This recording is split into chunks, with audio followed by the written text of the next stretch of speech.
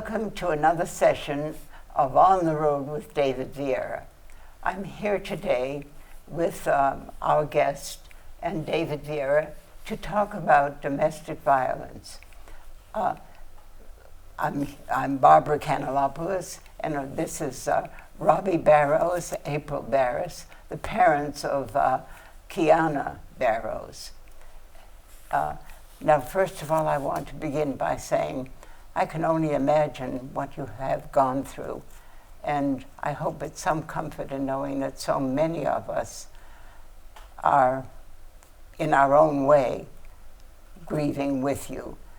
Domestic violence is very serious. It's a public health issue, and right now, even in our own town and across the state, there are so many women who are in the same dangerous position that Kianna was. And I hope, David, that you've got some solutions to this very serious problem. Well, we've been working together since I met the Barrows, because I didn't know the Barrows before the incident personally. And since that time, we've had a series of meetings, not only with us, but with the police department in Falmouth and Mashpee, members of the Mashpee-Wampanoag Police Department, to put together some things going forward. And I know Robbie and April want to talk a little bit about the vision that they have with some projects, not just the legislation, but some projects that they've been working on. And then I'll talk a little bit about the legislation itself a little later on. But yeah. So far, we've put together a couple of walks. There's a mural in Curly Boulevard off the bike path. That was the first thing we did. And then we figured to try to change what isn't being changed. In other words, the statistics keep going up and up and up, and something has to change. So we figured, why not start with the restraining order? With the restraining order, and with Dave's help, we're here. Yes, we have to find some solution, certainly to protect women who are at this point unprotected when there is serious danger that they can be happening to them by an intimate partner. And so, David. And we had the resource on the Cape of Independence House as well. And so the first time that we got together, my concern was about what resources did the Barrows family have access to. So we talked about Independence House. And then they came up with the idea of the mural, which is, Robbie just mentioned, is on the bike path under the Curly Boulevard overpass, to have a mural as a remembrance, a memorial to Kianna. Yes. But also on that mural is the Independence House contact phone number, which will be on the screen on this show, so that folks can know that that resource is there. It's not only there for those that are in domestic violence, there's family supports and a series of wraparound services that with that call, Independence House can help you find all of those other resources, the sub-resources that are out there. And so the mural is really an opportunity for anyone coming down the bike path to pause and to remember Kianna, and then to say, you know what, let me write that number down, or take a picture with my cell phone, because I should probably call the number myself. So you see that part of the problem is public awareness, that young people or any person may not know what kind of help is available. Correct. I see. So that yes, the mural would be very, very important in raising awareness. And the two walks, they each have the T-shirt from year one and year two. We just had the walk, and later on we'll have some footage from that walk with some of the speakers and some photos of the mural itself and where that's at. But they also had the opportunity. You want to talk a little bit maybe about the day that you came to Boston? For the State House? Yeah. Yes. We've Yeah, I was a nervous wreck. already testified. You wouldn't have known it. Yeah. What, you testified? Yes, for Bill 3788 for Kianna's law. Has to do with restraining orders. We brought Kianna to the courthouse to file a restraining order, which was like pulling teeth out of her head because she was petrified and thought there was going to be consequences if she got a restraining order. Only to find out that the restraining order was never served, so it was never active. So we decided to try and see what the law was and put together in words of what we wanted for the bill 3788, and now sorry, No, and I'm blanking. Barbara, they came up to Boston and they testified in front of the Judiciary Committee and the legislature with such poise and clarity. They were nervous in the hallway, and they both told me, I'm nervous. If you watch the tapes up there, they didn't look nervous. I'd like to They see it looked because I don't even know what I determined. said. Yeah. No, you did. You both were determined, and you saw the impact you had on the committee when we had that period of testimony. The impact on the committee was powerful, and staff as well. Yes, yes. And because of that, the chairman said, we need to continue.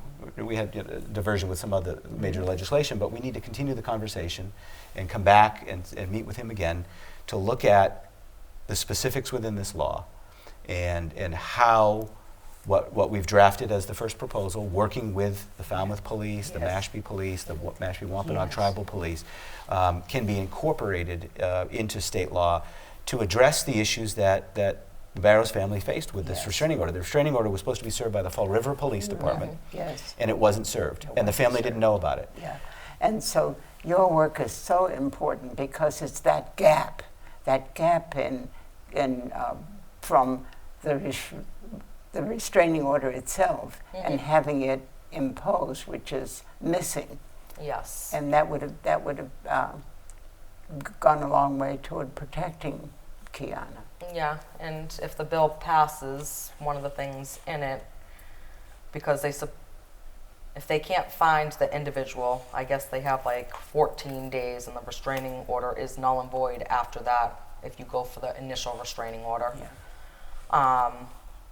So now we're trying to make it at least 1 year so the victim doesn't have to keep going and returning back to court and getting the person's information into the computer system that's in the patrol cars. So if they are to pull over that individual, they can be served right then and there. Okay, all right. On the side of the road and say, your restraining order is now served.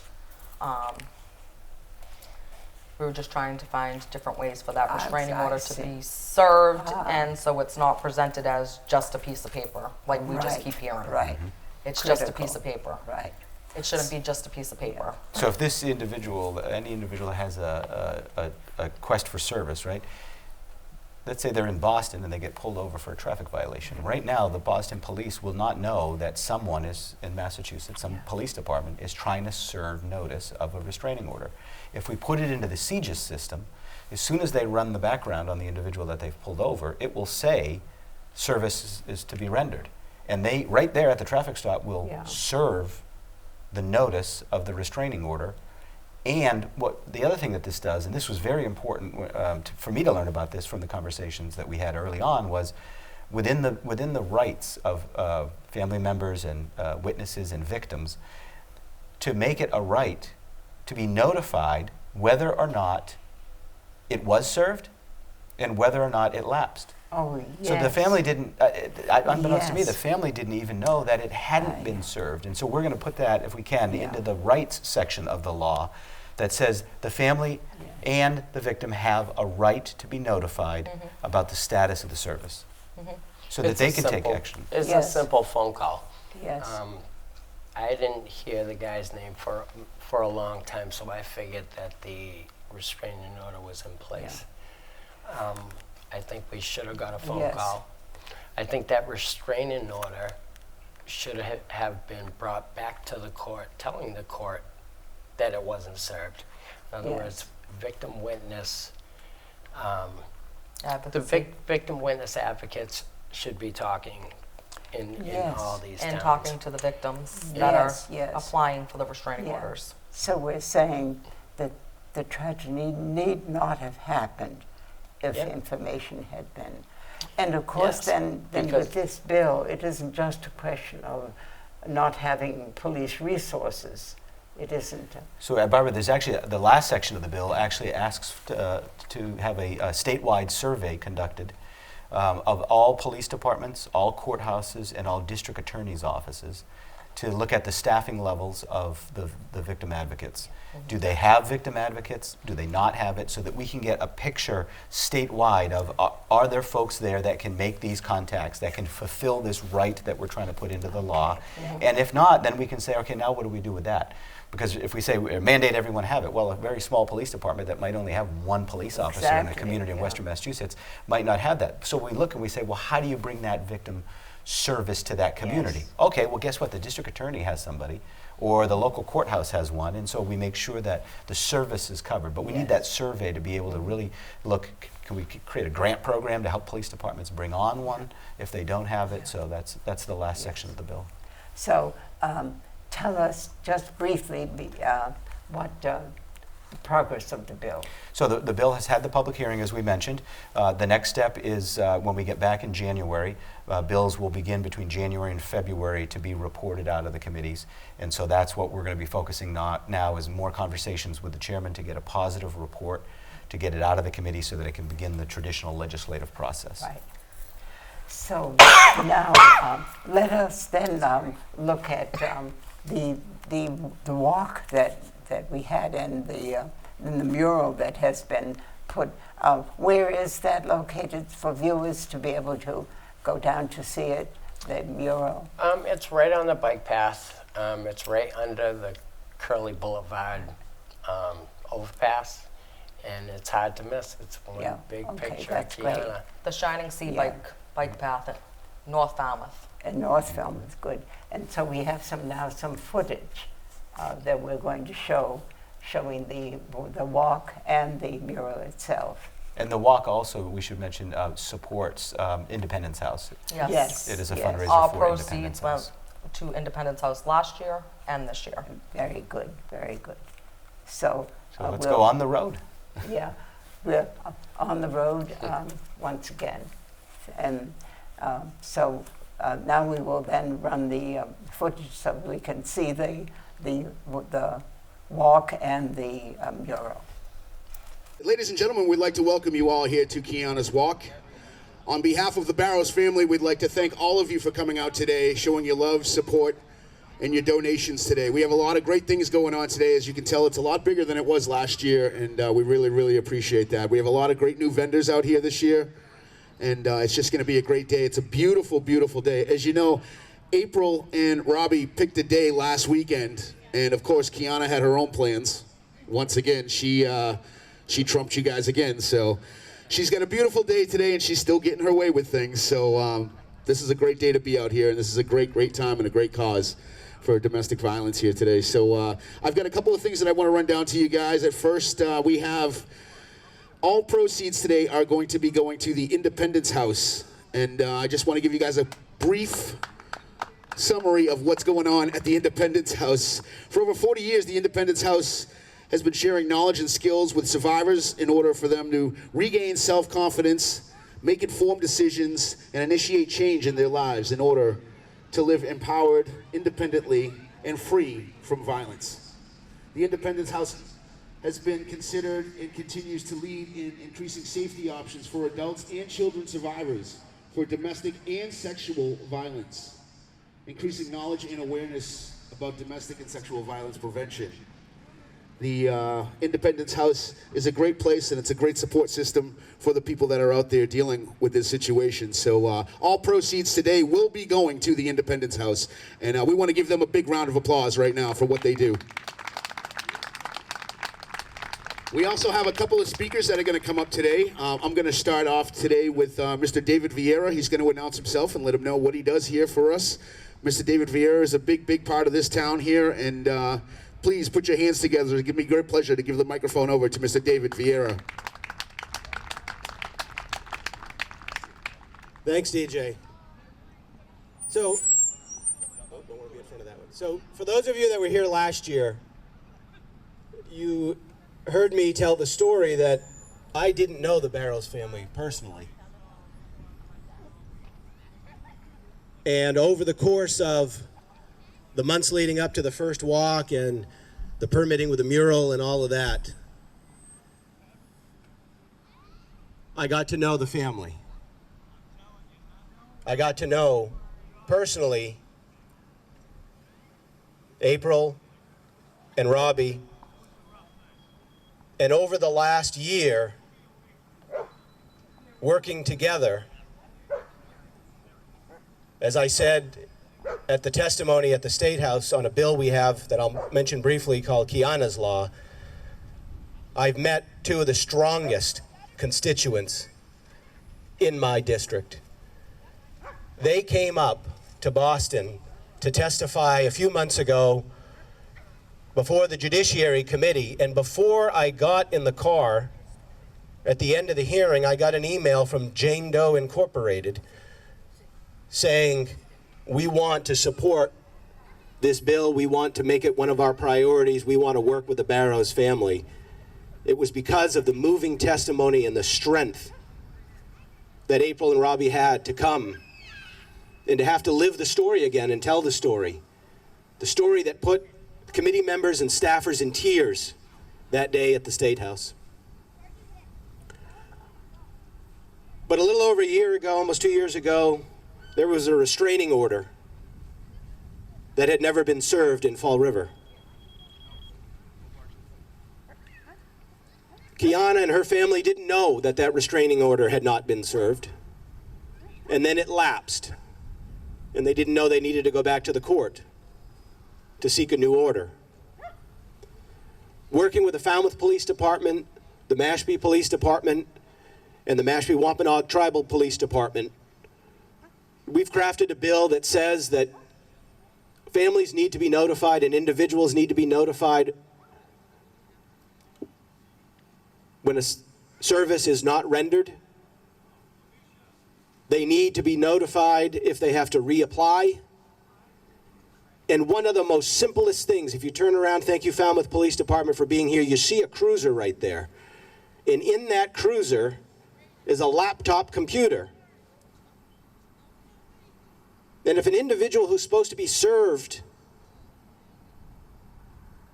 isn't served, and that officer pulls you over in a traffic stop and goes into that computer, they don't even know that we're trying to serve you the order. And so why not just put it in the computer that's in every single one of those vehicles in the Commonwealth of Massachusetts, so that we increase the ability to find someone who doesn't want to be found in issuing those orders. And so Kianna's Law does that, as well as a statewide review of every police department to see who has victim advocates on staff, so we can figure out how do we build the infrastructure to make sure that there's folks there to support individuals that are dealing with domestic violence and dealing with restraining orders and dealing with the violence that comes around those issues. And I know today, on behalf of Sheriff Donna Buckley, is the victim advocate for the Barnstable County Sheriff's Office, Jeff Ryan. So Jeff, thank you for being here and the work you do in the county. And we have those advocates in most of the police departments on Cape Cod. But Kianna's Law will help us look statewide and make sure that the infrastructure is there. And again, the strongest testimony that entire hearing were from my new friends and extended family, April and Robbie. We're not there yet. We got a lot of work to do to get it to become law. But boy, did you open up the conversation, and you did it with your strength and your love. And I'm proud to call you my friends.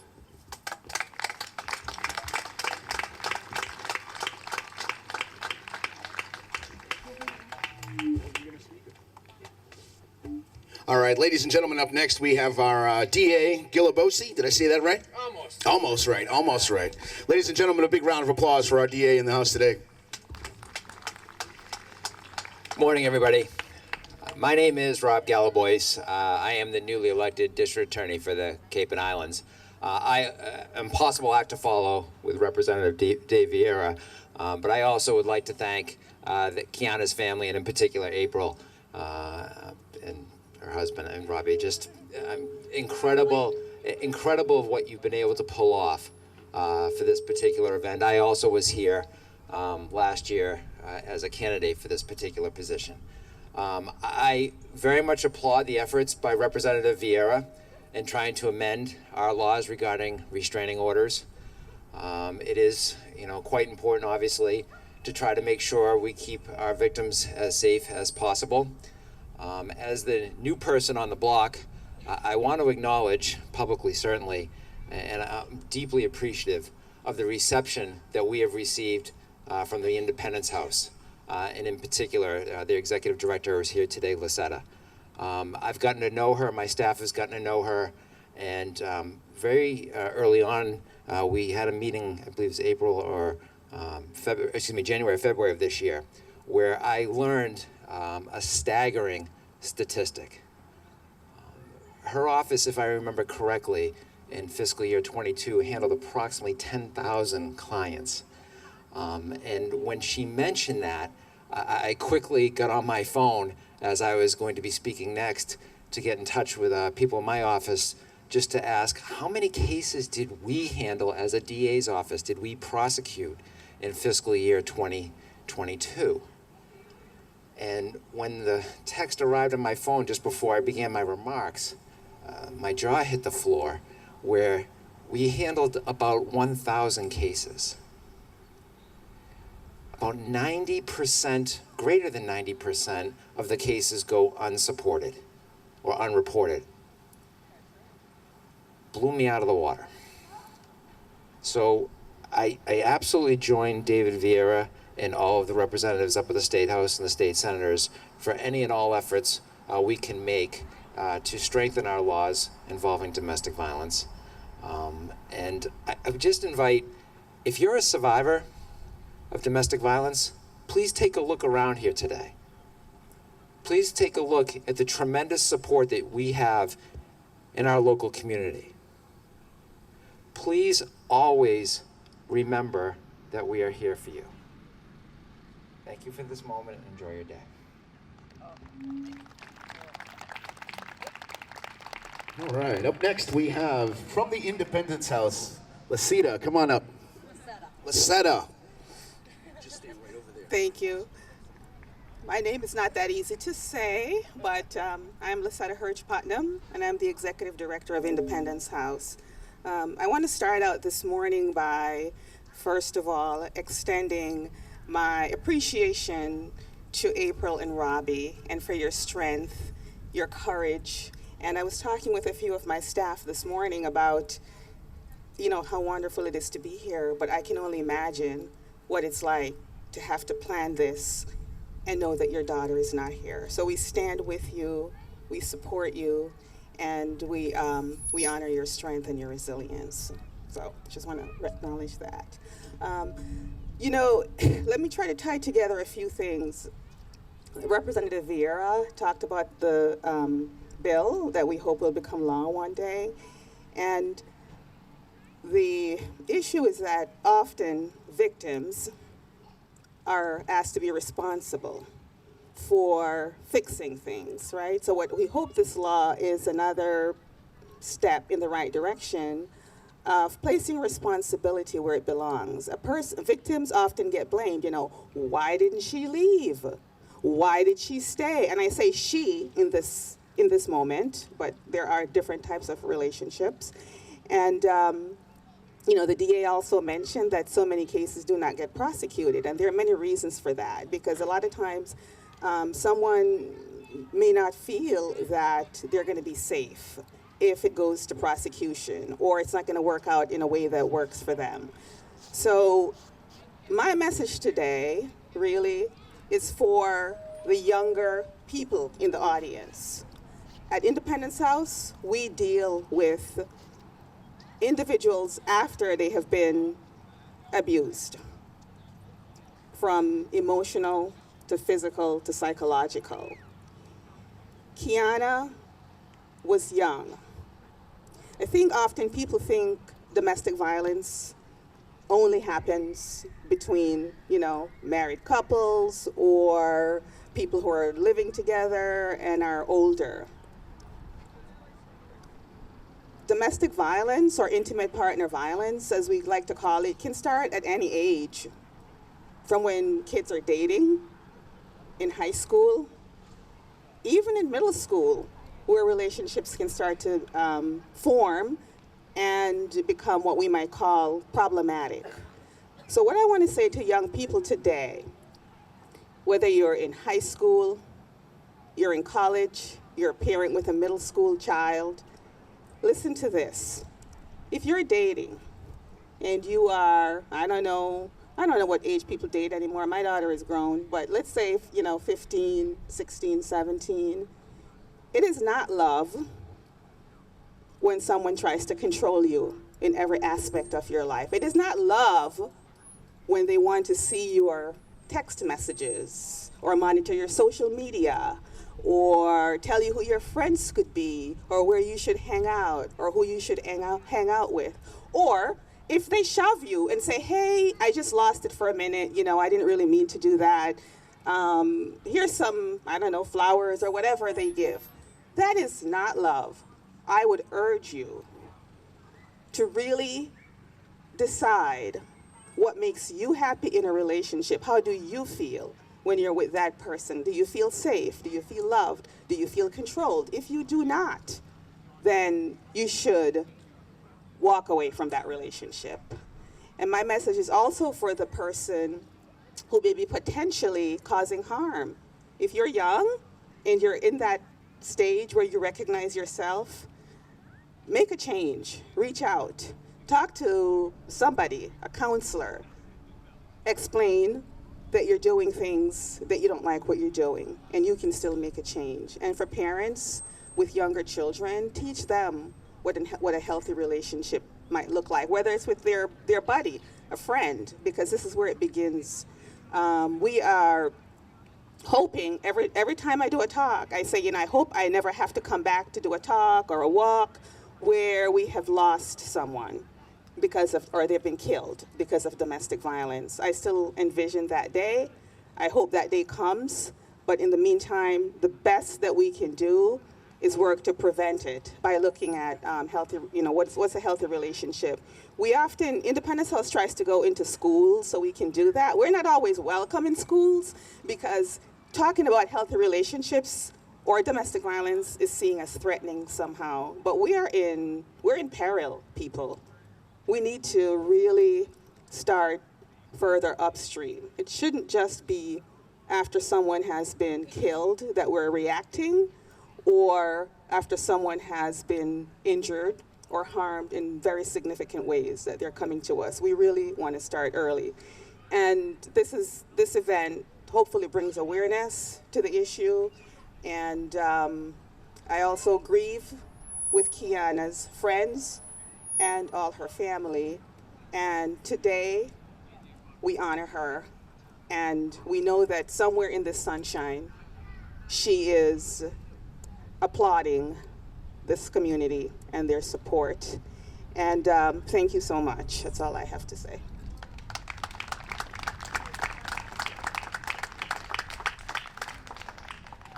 It's always good to support that Independence House, so make sure from this point on you always remember what the Independence House is all about, and if you see something or you know somebody that's dealing with this situation, please let it be known and contact the Independence House and get these people the help that they rightfully deserve. Up next, I have Kianna's mother coming up, so please give a big round of applause to April.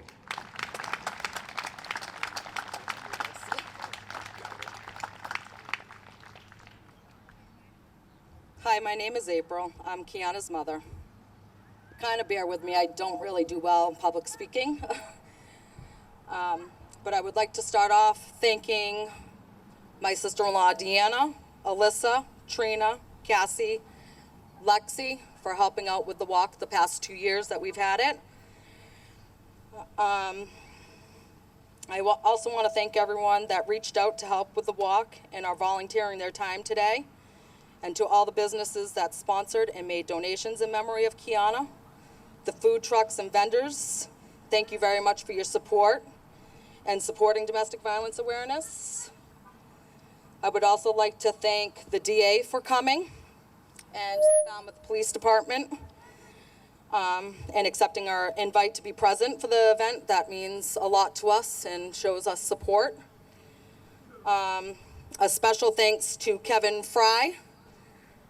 He was not able to attend today, but he has guided us through the process since the horrific day.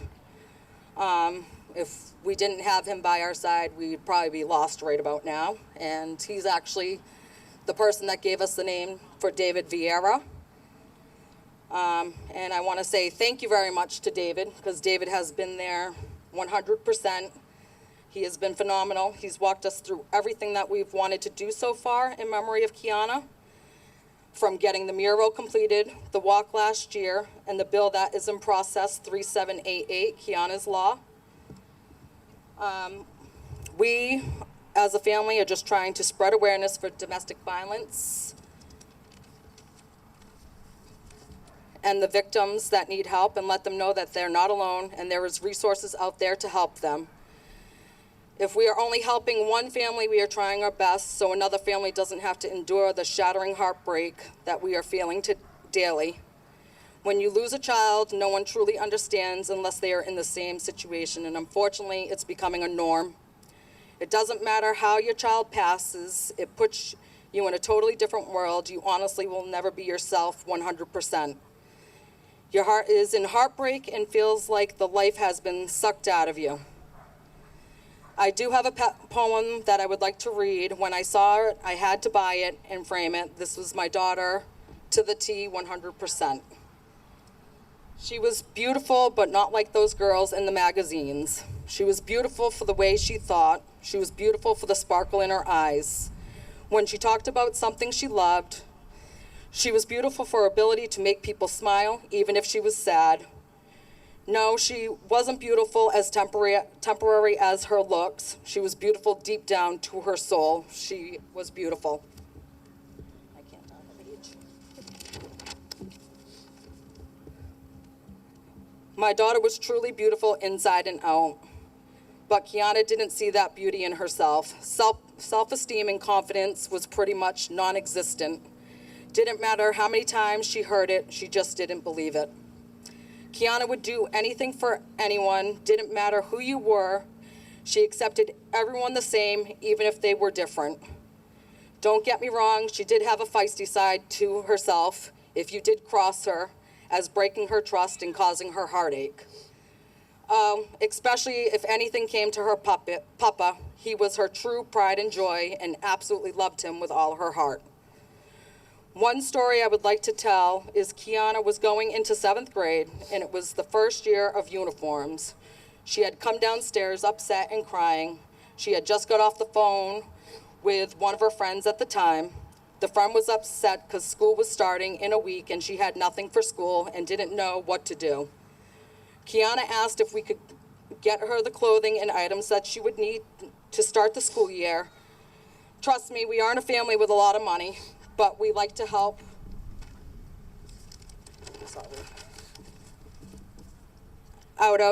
Help out if we see someone in need. So Kianna filled a card at Old Navy, Walmart, and Victoria's Secret. She was so happy that she was able to help.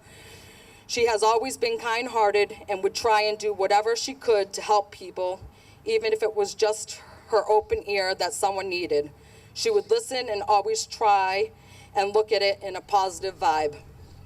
Kianna was looking forward to going to college for forensic science. She just wanted to find her true love, get married, and have babies of her own. Unfortunately, none of those dreams she had were able to come true because of a senseless act of violence. If you see signs or know of someone that is in this type of situation, please just let them know that there is help out there and resources. So, On that note, you may go and enjoy the bike path. You can walk as far as you would like or not at all and see Kianna's completed mural. It is a fourth a mile on the left under the underpass. There is also raffles, contests, arts and crafts, games, and of course, food trucks and vendors. I hope you all enjoy the day and have fun. Thank you so much for coming out and showing us support.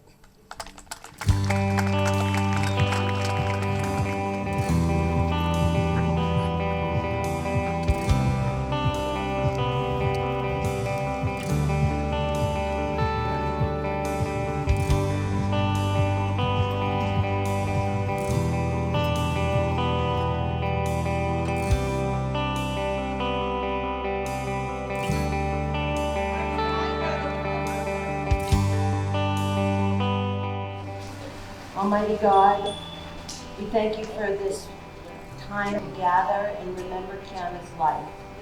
But more than anything, to be grateful that she didn't die for no reason. She went and she has raised awareness. We ask that you bring peace to this family and to all of the people who are still here remembering her and loving her. We thank you, Lord God, that you are helping people and families everywhere to be aware of what the purpose of this gathering is, and for people to become educated, and for domestic violence to in fact be put. Thank you, and we ask you to just bless everybody here and continue this good work. Amen.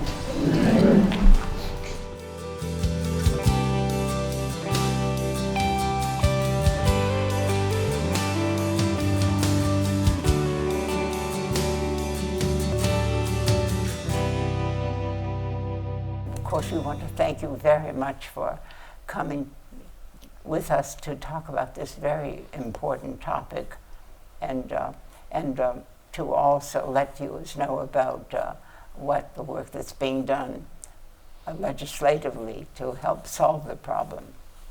So thank you very much. Okay. And David, also we have... Yes, so on the bottom of the screen we have the 1-800 number for Independence House. And I want everybody to write that down and keep it with you, because you never know when you might need it. We talked about women being the victims of domestic violence, and the vast majority of the victims are women, but they're also men and children. Mm-hmm. And so regardless of whether you are a victim or you know someone who is being victimized, this number, and Independence House, is there as a resource. And I want to make sure that our community, whether you go down to the bike path and write it down or you take it off the screen today, has that resource. And that's what this is about. As we said, it's about public awareness and action. And I want to thank the Barrows family. I know this is difficult to come to Boston and to come in and talk about this continuously, but every single time you do it, you make me proud. You are two of the strongest constituents I have in my district, and we're going to do everything we can to support you, your family, and the other victims of domestic violence. We'll keep you busy. Yes, yes. And thank you very much. And thank you for viewing.